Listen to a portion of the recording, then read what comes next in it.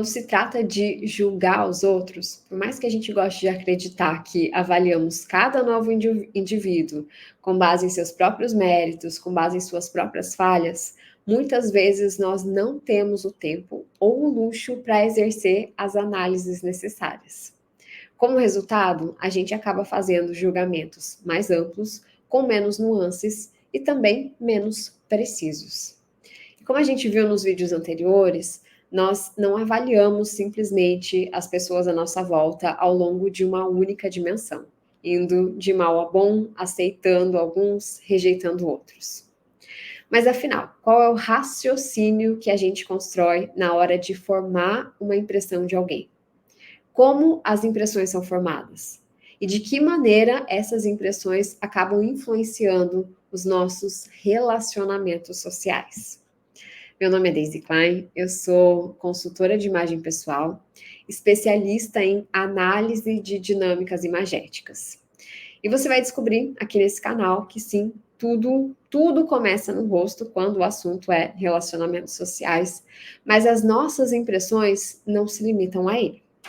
Tudo em nós comunica e o todo que representa quem nós somos é o que é o grande responsável por causar impressões em quem nos vê.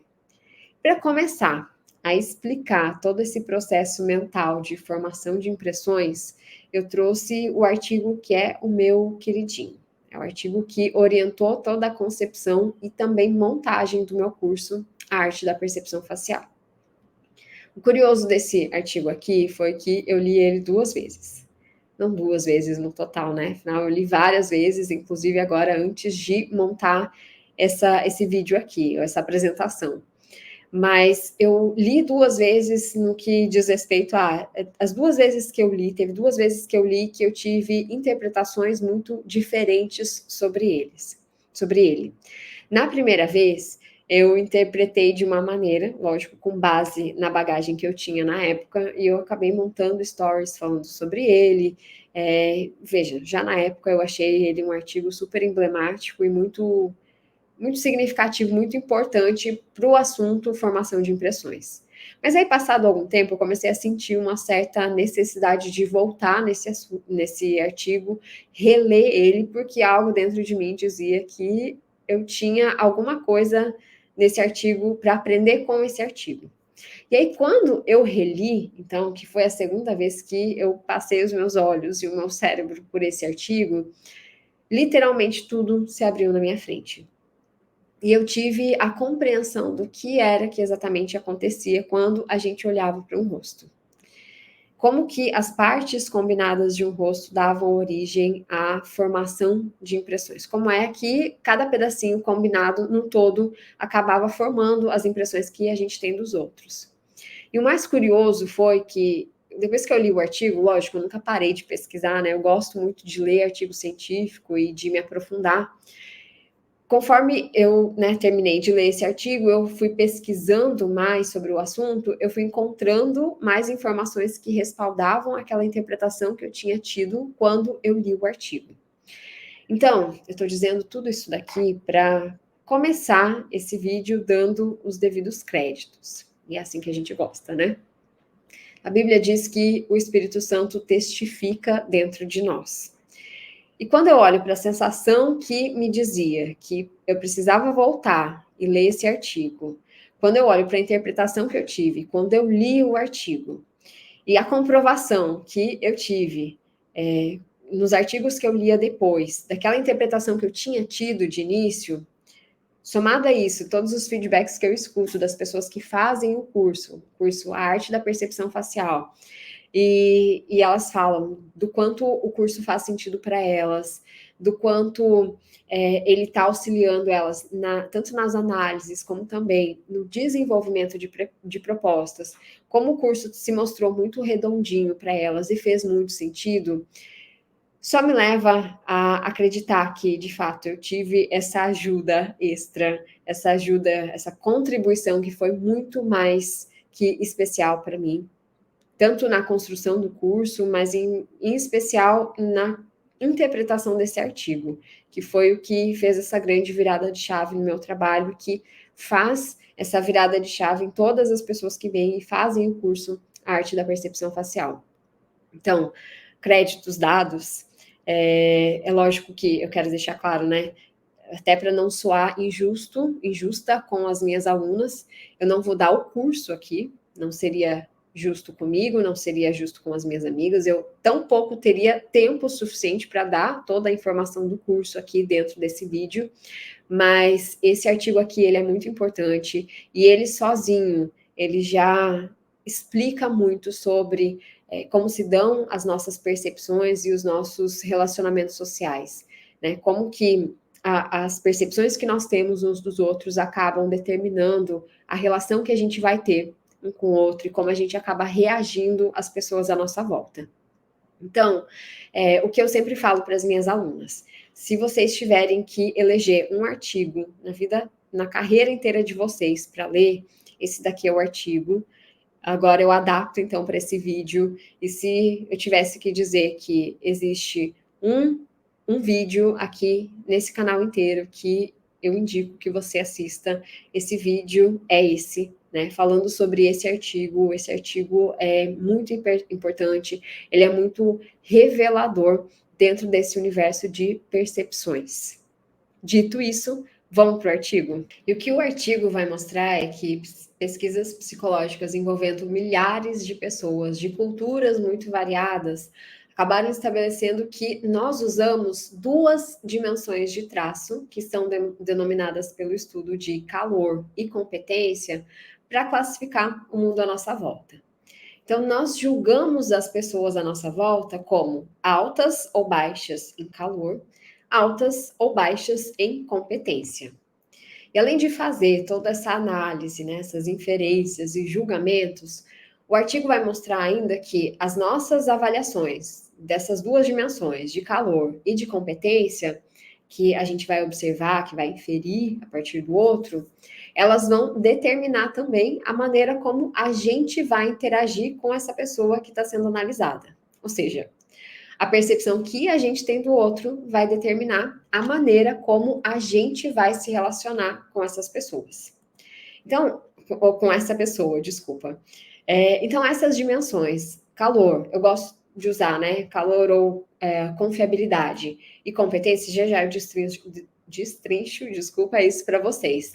Elas têm uma história muito rica de pesquisa por trás, então não nasceu do nada, e ela remonta ao estudo do Solomon West que eu apresentei para vocês no vídeo passado, aquele estudo que foi publicado lá em 46. Então, lembra, no experimento 2 desse estudo, o que eles fizeram foi, eles mantiveram características, alguns atributos, ou a maioria dos atributos eles mantiveram constante, mas eles mudaram uma das características. Então, uma pessoa foi descrita para um grupo como inteligente, hábil, trabalhador, determinado, prático e cauteloso. Juntamente com essas características, adicionaram então o atributo de caloroso, então essa pessoa era vista como calorosa, enquanto a outra, além de ser inteligente, hábil, trabalhadora, determinada, prática e cautelosa, ela foi descrita como sendo fria. Então, o que eles fizeram? Segundo o estudo, o que o estudo do Solomon West fez foi, ele manteve constante as características de competência, nos dois casos, pessoas muito competentes, em uma a pessoa foi dita sendo calorosa e a outra, a pessoa foi descrita como sendo fria.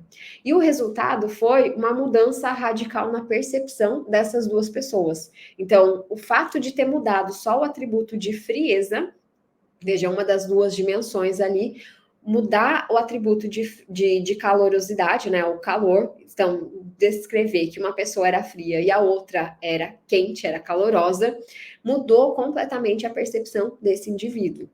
Comprovando, então, a importância que as nossas percepções ou os julgamentos que a gente faz da percepção de calor da pessoa tem na hora de formar uma impressão. Mas afinal, o que são essas duas dimensões de calor e também de competência? E por que elas são tão presentes e tão importantes na hora de formar uma impressão de outra pessoa? É sobre isso que a gente vai falar agora. Bom, segundo esse estudo aqui da Amy Cuddy, sobre essas duas dimensões, né, de calor e de competência, todas as vezes que a gente encontra com uma pessoa, a gente responde a duas perguntas. Então, conhecer uma pessoa nova, a primeira vez que você está aqui no canal, você está olhando para mim, ou olhou para mim, você já automaticamente respondeu a essas duas questões. Essa pessoa é calorosa? Ela usa como um sinônimo, e eu particularmente prefiro usar esse sinônimo, confiabilidade. Então, um sinônimo para esse atributo, né, de calorosidade, a confiabilidade. Então, essa pessoa, ela é confiável? Aí a outra pergunta que a gente se faz é: essa pessoa é competente? Segundo o estudo, o calor ou a ausência dele, ou ainda a confiança ou a falta de confiança, indica se o outro tem intenções positivas ou negativas em relação a gente. Já a segunda pergunta, ela busca entender se o outro é ou não capaz de levar a cabo essas intenções, ou de realizar essas intenções, sejam elas boas ou ruins. Então, a primeira questão, a questão relacionada à confiabilidade ou ao calor da pessoa, ela é primária justamente porque ela distingue amigo de inimigo. Pensando ali na história evolutiva dos seres humanos, e a gente pode levar isso, essa informação, para qualquer um dos animais, essa questão de entender se o outro é ou não amigo, se ele é amigo ou ele é inimigo, se ele tem boas ou más intenções para a gente, respondia rapidamente, né? A capacidade que a gente tem de responder isso com muita rapidez ajuda a gente a se preparar para lutar ou fugir contra esse estímulo ameaçador ou esse inimigo, esse potencial inimigo nosso. E quando a gente consegue responder essas perguntas, né, muito rapidamente, entender se o outro tem boas ou más intenções e se preparar para lutar ou para fugir, a gente consegue garantir a nossa sobrevivência. Então, provavelmente, a nossa espécie só chegou até aqui porque a gente consegue fazer essa análise de maneira muito rápida. E veja, viver à mercê de alguém que não quer o nosso bem, torna a gente uma presa muito fácil. Coloca a nossa sobrevivência em risco. Por isso que a gente precisa analisar, fazer essa análise muito rápida. Então, o calor vai falar para a gente de amizade, enquanto a frieza ou a falta de confiança vai indicar hostilidade. Eu me aproximo daquele que é confiável, eu estabeleço relacionamentos com aquele que é confiável, com aquele que é caloroso. Enquanto eu sou hostil, eu me distancio, eu não quero contato com a pessoa que não é confiável. Então veja como a confiabilidade ou o calor é um traço primário para a gente. Ele é o mais importante, porque viver à mercê de uma pessoa que não quer o nosso bem pode causar muito mal à nossa vida, pode prejudicar a gente em muito. Já a característica de competência é uma questão secundária e ela busca entender se, no caso da pessoa ser mal intencionada, o que é melhor para a gente? Lutar ou fugir? Se você já leu alguma coisa sobre cérebro emocional, você já ouviu falar sobre essa dicotomia de reações, de prazer ou medo, de luta ou fuga. Então, eu me aproximo, eu me afeiçoo, tento estabelecer algum relacionamento de amizade com aquele que me causa prazer, ou eu quero por perto, né? Eu me aproximo, eu quero perto, o que me causa prazer, mas eu me distancio daquilo que me causa medo. E no caso de me despertar a sensação de medo, eu preciso decidir o que é mais interessante ou o que pode proporcionar, o que vai ser mais eficaz em garantir a minha sobrevivência: lutar ou fugir. Então, prazer ou medo, no caso de medo, luta ou fuga. Então, de maneira bem resumida, décadas de investigação em uma variedade de subcampos da psicologia, tanto psicologia de personalidade, social, organizacional, tudo isso vai convergir para a hipótese ou para sustentar a ideia de que as duas dimensões fundamentais da percepção social são confiança e competência. Eu não sei se você é dessa época também, mas eu da área, né, na época que eu estudava visagismo, eu lembro que os visagistas, os professores ficavam lá disputando quem que analisava o rosto em mais dimensões, né? Quando, no frigir dos ovos, no final do dia, para a gente, só o que importa mesmo são essas duas: confiança e competência. E por que elas são importantes? Porque a gente tenta entender e responder a essas duas questões que são básicas para a gente.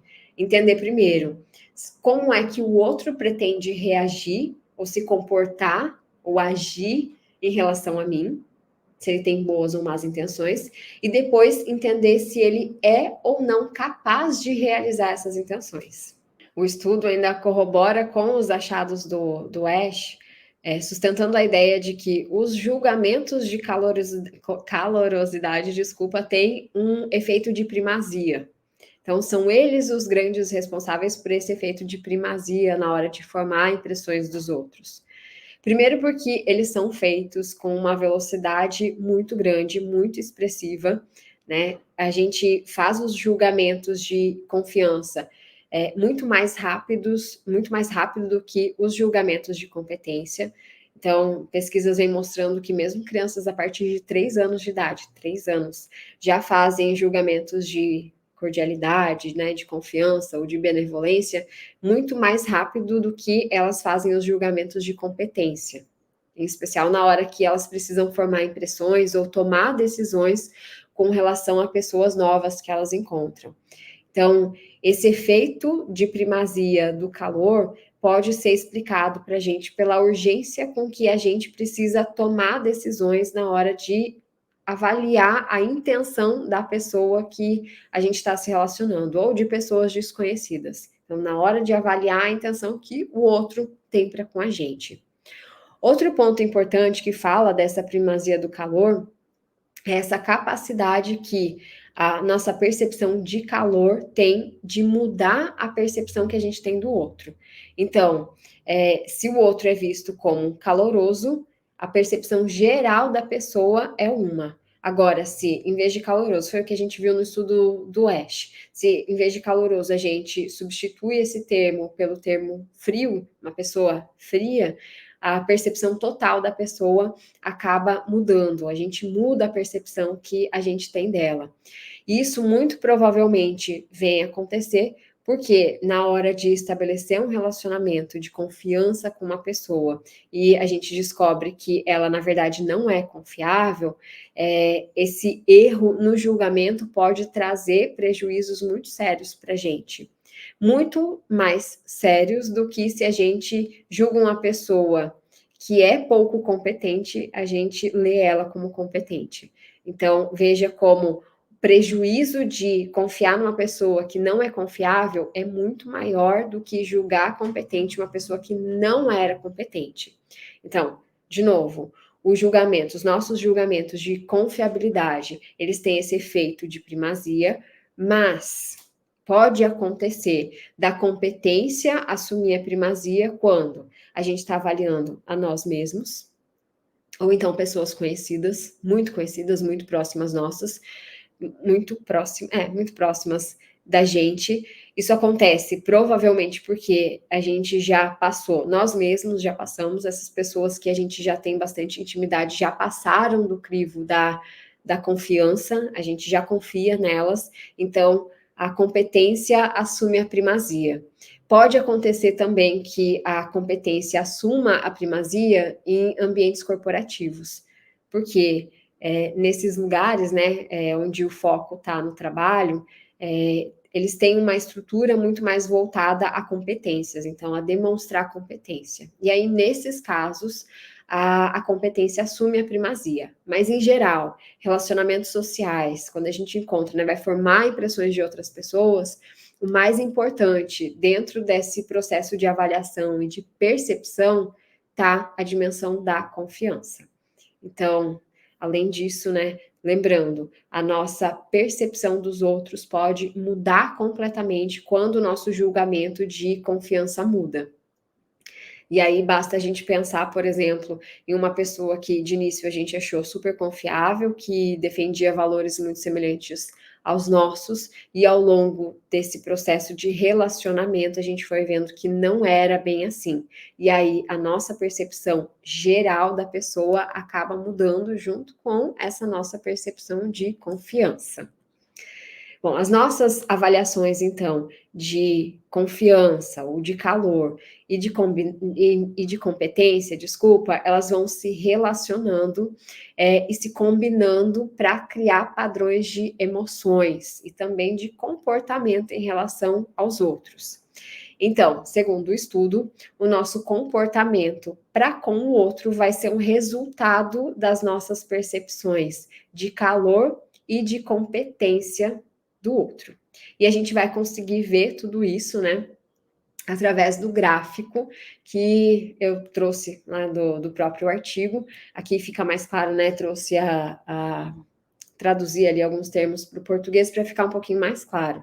Então a gente vai ver ali nessas as duas valências, né, de calor na vertical e de competência na horizontal, e aí indo de baixo até o alto. Então a gente vai ver que no extremo da direita, extremo superior da direita, está a admiração. A admiração vem de uma percepção de alto calor, né? Ó, alto calor e também alta competência. Então, quando a gente percebe uma pessoa como sendo muito confiável e também muito competente, a gente tende a sentir admiração pela pessoa. Indo para a esquerda, né? Quando a pessoa tem baixa competência, mas alto calor, a gente tende a sentir pena. Descendo, então, nessa extremidade inferior ali, quando a pessoa é baixa em calor e também baixa em competência, a reação emocional mais óbvia e também esperada é a de desprezo, e quando a gente mantém baixo o calor, né, a confiabilidade, então pouco confiável, mais alta em competência, a gente dá origem à emoção de inveja, que eu prefiro substituir o termo para ameaça ou então intimidação. Vocês vão ver aqui na apresentação que vai fazer mais sentido e vai ficar mais redondinho na hora de compreender o raciocínio. Mas vamos destrinchar, então, essas 4 reações emocionais para ficar mais redondinho, para a gente entender exatamente como é que elas são originadas e como isso tudo faz muito sentido na nossa linha de raciocínio. Começando, então, pela admiração. A admiração, então, ela surge da nossa percepção de pessoas que são, como eu mostrei no gráfico, altas em calor e também altas em competência. Ou seja, são pessoas confiáveis, a gente confia, a gente vê boas intenções nesses indivíduos e, ao mesmo tempo, eles são muito capazes de realização. Ou seja, são competentes aos nossos olhos. Então, são pessoas que despertam em nós admiração quando elas conseguem promover os nossos interesses. Então, elas acabam, porque elas estão defendendo algo que a gente acredita, elas se tornam indivíduos de referência. Note, se eles estão defendendo os nossos interesses e a gente já se julga como bem intencionado, então a gente olha para a pessoa, ela tem intenções semelhantes às nossas, elas têm, consequentemente, na nossa percepção, intenções positivas. Por isso, elas são percebidas como confiáveis. E elas são competentes também quando elas são fortes o suficiente para lutar por esses ideais. Então, elas estão lá, elas estão lutando por um ideal que é semelhante ao meu, que é mútuo, que eu também acredito, e por isso eu acabo admirando essa pessoa. Intenções semelhantes às minhas e ainda altamente capaz de lutar pelo que ela acredita e eu também acredito. Então, o artigo vai trazer como um exemplo para esse grupo, né, de pessoas que caem nessa reação emocional, né, que acabam despertando em nós admiração, os indivíduos que lideram, tá? São pessoas que engajam um grupo de pessoas que em torno da concretização de algo mútuo, né, de um mesmo objetivo, que estão lutando por valores, por princípios que são semelhantes ao de um grupo muito grande de pessoas, ou um grupo pequeno, mas esse grupo acaba admirando esses indivíduos, justamente por isso, porque eles não só têm valores em comum, como essa pessoa é forte o suficiente para lutar por esses valores. Um bom exemplo para a gente citar e trazer aqui, é a gente pensar em profissionais da nossa área que a gente admira. São pessoas que têm princípios ou seguem um padrão, uma linha que a gente acredita e elas estão se posicionando ou acabam engajando com a gente justamente por esses valores que são semelhantes e por essa luta que ela tem para defender a verdade que também é nossa, ou os valores que também são nossos. Então, esse grupo de pessoas acaba trazendo ou despertando em nós admiração. Eu trouxe aqui Martin Luther King Jr., que lutou pelos direitos dos negros e acabou fazendo com que uma multidão de pessoas fossem parte dessa multidão aí, negros e também brancos, engajassem juntos, porque eles acreditavam nos mesmos valores, tinham os mesmos princípios que ele, então eles o seguiam porque se sentiam representados por essa figura, por esse homem, que era bem intencionado, ou seja, confiável e também muito forte para lutar por esses valores, por esses princípios que ele e todas essas pessoas também acreditavam. Então, um bom exemplo de pessoa que desperta em nós admiração. Seguindo, então, né, nessa linha de raciocínio de reações emocionais, a gente vai, então, para o que o artigo citou e descreveu como inveja. Eu prefiro descrever essa reação emocional como intimidação, como eu falei, né, ou então ameaça. São pessoas que a gente vê como muito capazes, são muito competentes, então altos em competência, mas baixos em calor. Ou seja, a gente vê esses indivíduos como pessoas mal intencionadas, não são tão confiáveis assim. Embora a sociedade normalmente valorize muito pessoas que são trabalhadoras, inteligentes, que são muito ambiciosas, a competência percebida dentro dessa gestalt, né, de pessoas que são competentes, mas são frias, faz com que esses indivíduos sejam percebidos pelos outros como ameaça. Tá? Então, o fato de ser competente, mas não ter boas intenções, ainda que a gente valorize muito o traço de competência, essas pessoas não são bem vistas. Isso acontece porque quando a gente percebe um indivíduo com pouco calor, então não tem calor humano, não tem boas intenções, não é benevolente, o comportamento dessa pessoa é considerado egoísta. É como se fosse uma pessoa fria que não tem empatia pelos outros, não tem simpatia pelo outro. Então, essas pessoas são consideradas frias e acabam sendo percebidas como uma ameaça para a gente.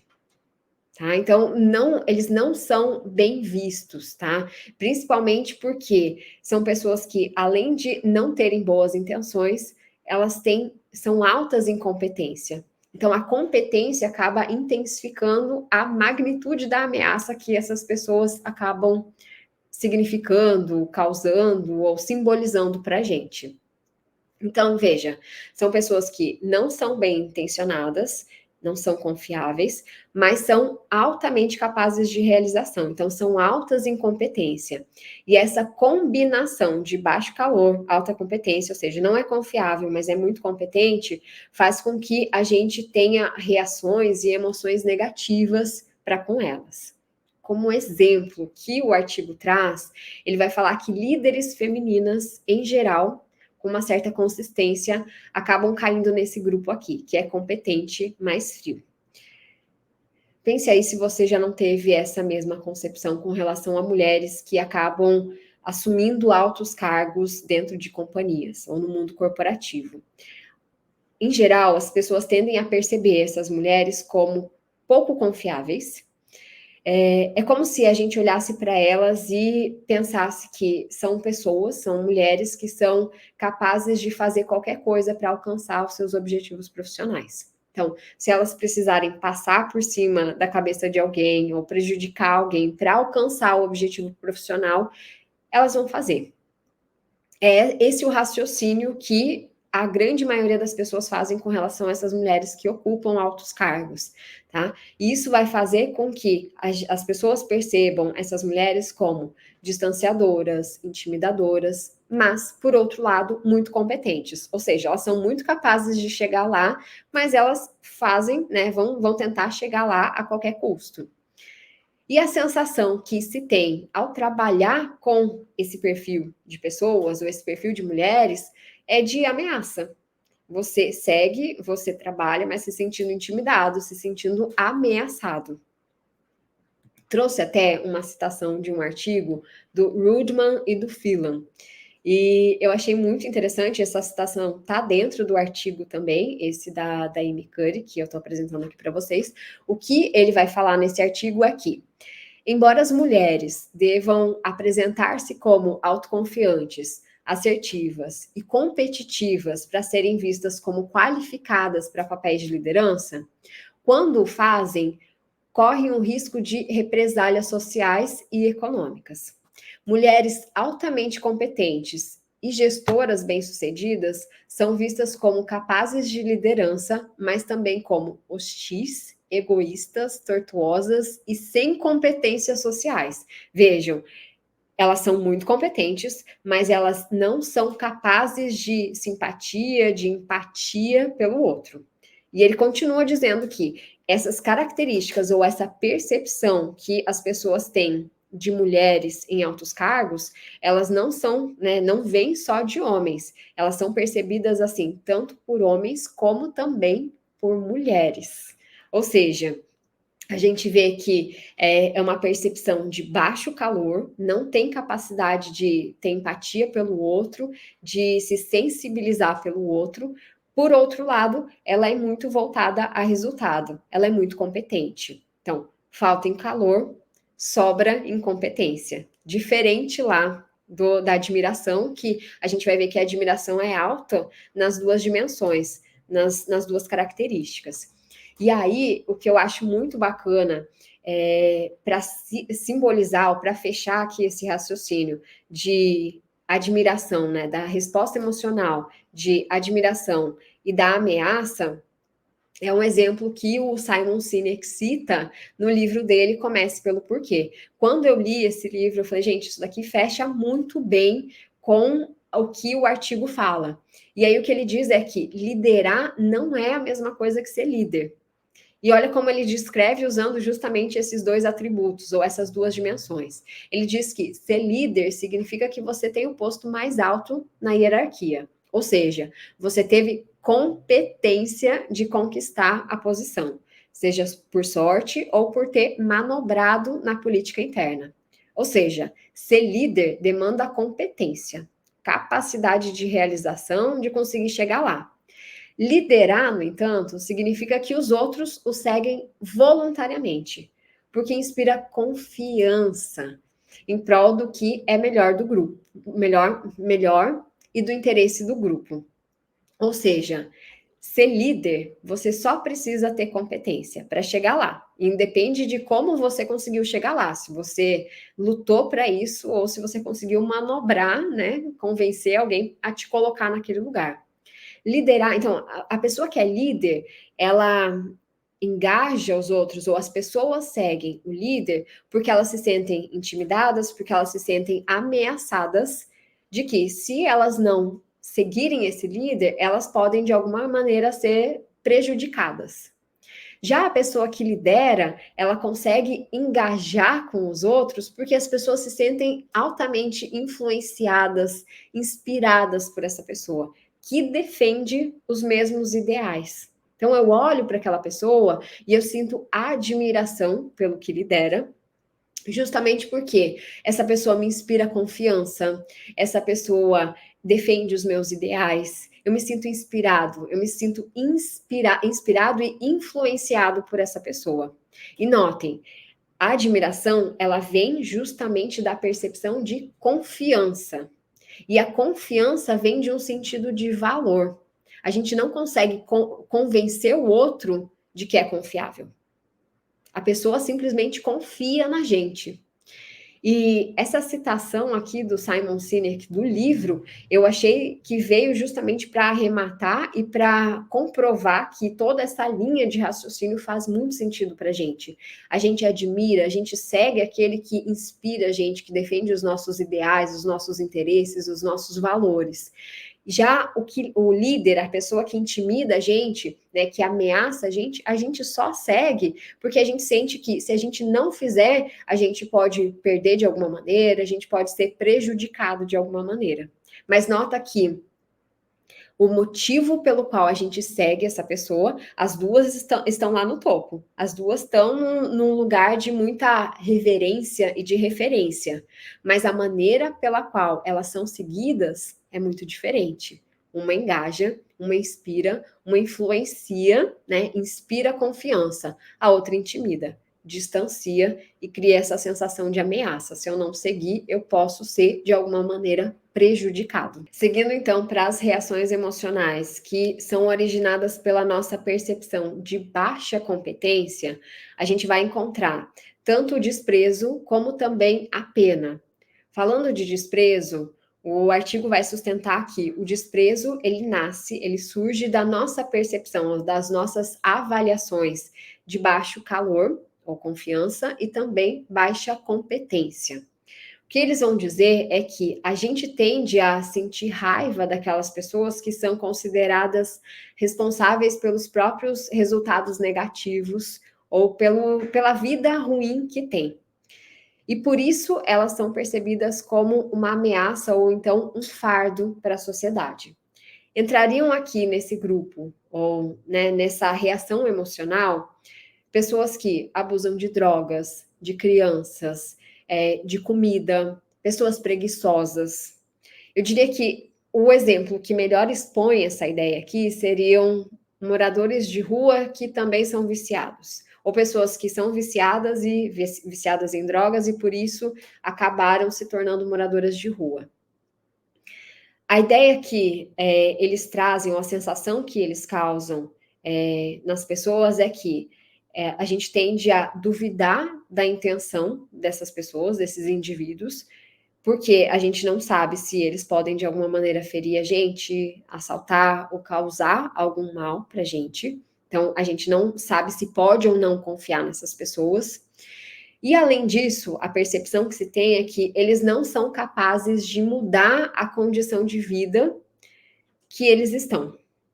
Ou talvez até eles tenham escolhido essa vida. Eles têm casa, têm família, mas eles escolheram viver na rua.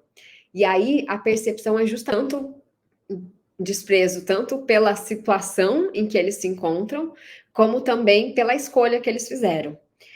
Então, o que os pesquisadores perceberam foi que quando a gente percebe que a pessoa é incapaz de lidar com uma situação que poderia ser muito facilmente resolvida, pense aí, um morador de rua que poderia voltar para casa, porque já tem uma casa, usuário de droga, que na cabeça das pessoas seria muito simples largar as drogas, uma pessoa que é obesa, que é viciada em comida, e que ela poderia simplesmente parar de comer ou comer menos, né? Algo que poderia ser na cabeça do observador de muito fácil, poderia ser muito facilmente resolvido, e a pessoa ainda assim não consegue resolver, tende a gerar uma sensação de desprezo. Ou seja, ela é vista como a grande responsável pela situação em que ela se encontra. E por isso, a sensação, né, essa emoção de desprezo, a gente nega aquela pessoa, a gente, né, não consegue considerar, nem pena não consegue ter. Seguindo, então, a gente vai para a última reação emocional, que é a de pena. E a pena é considerada pelo próprio estudo como uma forma paternalista de preconceito. Ou seja, né, uma forma um pouco mais amável de ter preconceito pelo outro. E ela é despertada, então a pena é despertada por pessoas que são vistas como calorosas, mas não são percebidas como sendo competentes. É como se esses indivíduos que caem nesse grupo, né, caem nessa reação emocional, eles vivenciam resultados que são negativos, mas são de causas externas, causas que eles não puderam controlar. foi imposto para eles e eles não conseguem sair dessa situação. Exemplo disso, Alzheimer, cegueira, pessoas que têm alguma deficiência física, situações que literalmente são percebidas como incontroláveis, é muito difícil mudar. Foi imposto, né? A pessoa vive, aconteceu com a pessoa e a pessoa não consegue sair dessa situação. Em geral, as pessoas desse grupo, elas têm uma desvantagem muito grande em ambientes profissionais. Por quê? Elas são percebidas como baixa incompetência, e a competência é a dimensão que é mais valorizada nesses ambientes. Então, eu diria que de todas as reações emocionais, a pena é a que mais vai dificultar a vida dessa pessoa dentro de um ambiente profissional. E aí, o que o estudo vai trazer como exemplo de pessoas que despertam essa sensação, né, de piedade, de pena, um dos grupos seriam as mulheres que se tornam mãe. Então, veja, né, que mulher, ela consegue sair de um extremo lá em cima, que causa intimidação, ameaça, para cair, né, no ponto de pena, de despertar pena, piedade no outro, quando? Quando ela se torna mãe. E aí o que a linha de raciocínio que o estudo vai sustentar é que historicamente falando, mulheres tendem a ser vistas como menos competentes em relação aos homens. Quando a gente vai observar o estudo, entender a linha de raciocínio do estudo, a gente vê que a competência está relacionada à percepção de força. Tá, então, se você chegou aqui nessa altura do estudo, você já deve estar, no mínimo, merecendo saber disso. Então, a competência vem dessa percepção de força. E nós, mulheres, naturalmente, somos mais fracas do que o homem. Então, faz muito sentido, seguindo essa linha de raciocínio, dizer que homens tendem a ser percebidos como mais competentes do que mulheres, né? Percepção visual aqui falando, porque homens são mais fortes do que mulheres. Não quer dizer que em intelecto ou na hora de colocar a mão na massa o homem é realmente mais competente, mas ele é mais forte. E vindo a competência da percepção de força, então os homens tendem a ser de fato percebidos como mais competentes e também mais fortes.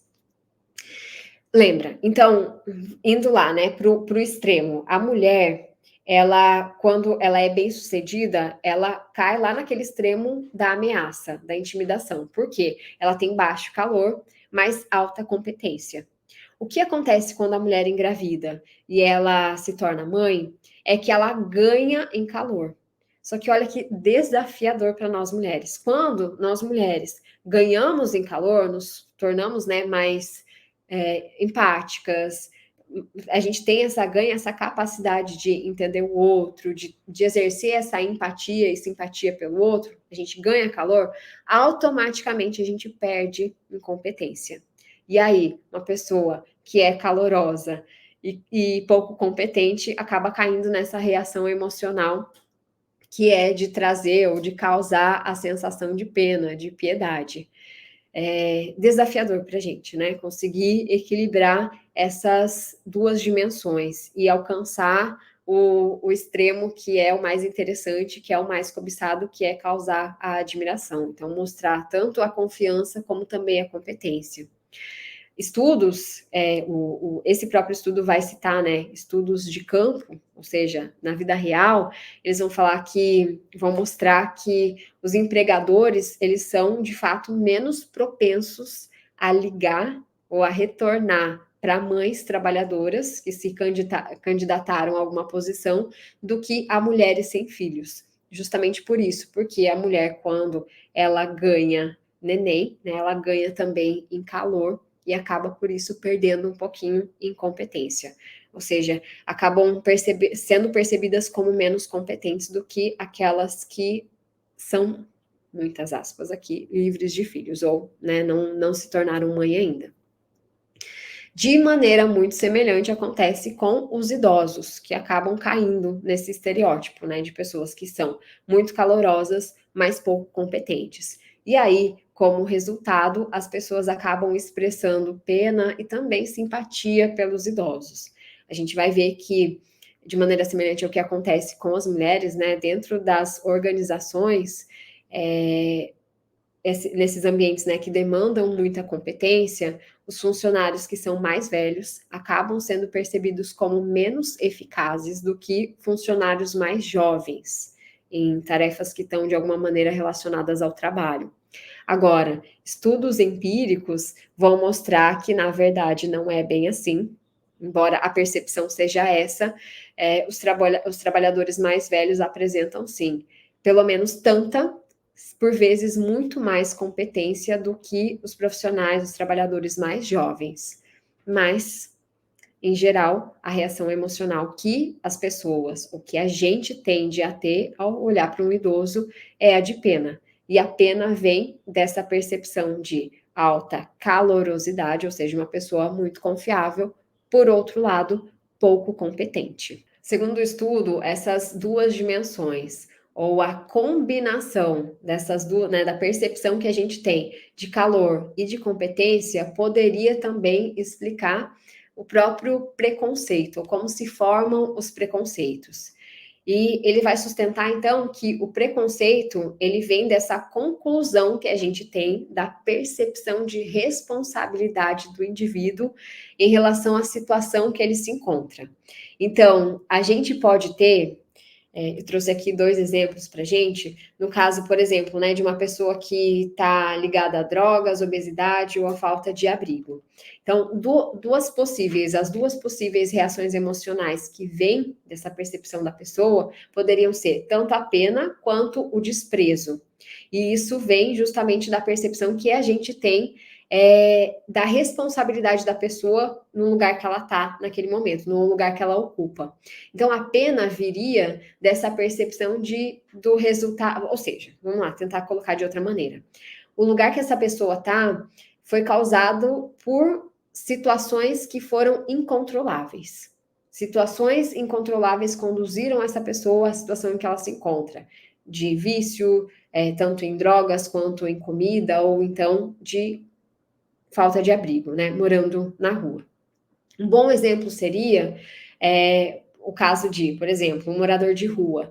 Ele acabou na rua, ele virou um morador de rua porque teve uma enchente, a enchente destruiu a casa dele, ele perdeu tudo e essa situação que foi incontrolável, não foi uma escolha dele, conduziu a essa vida na rua. Então, nesse caso, a gente olha para essa pessoa e a gente sente pena. Não foi uma escolha. Ele não escolhe todos os dias estar morando na rua, mas a ele foi imposto devido a uma situação natural. Tá? Foi a natureza, né? Choveu demais, levou a casa embora, ele está na rua porque ele não tem mais nenhum outro lugar para morar. Não foi uma escolha dele. Agora, o desprezo vem quando a gente responsabiliza essa pessoa pela situação em que ela está. Então, quando ela escolheu, foi o lugar onde ela está, a situação em que ela está, é resultado das ações, das escolhas e das decisões dessa pessoa, a gente dá o senso de responsabilidade para ela. E por isso vem essa sensação ou a reação emocional de desprezo. Segundo o artigo, essa combinação de percepção de confiança e de competência, ou até de responsabilidade, também poderia explicar o racismo. E aí eles usam um exemplo, é claro, o artigo foi desenvolvido nos Estados Unidos, então, por pessoas brancas, né? Então, o que eles vão falar é que americanos brancos aspas, entre muitas aspas, foi o que extraído lá do artigo, o que o artigo vai falar. É que eles sentem desprezo, pelos negros, quando eles percebem que a pobreza negra é resultado da falta de ambição. Ou seja, foi o negro que, essa pessoa, esse indivíduo que não foi atrás, que não lutou mais, que não conseguiu. A responsabilidade pela situação em que ele está é dele.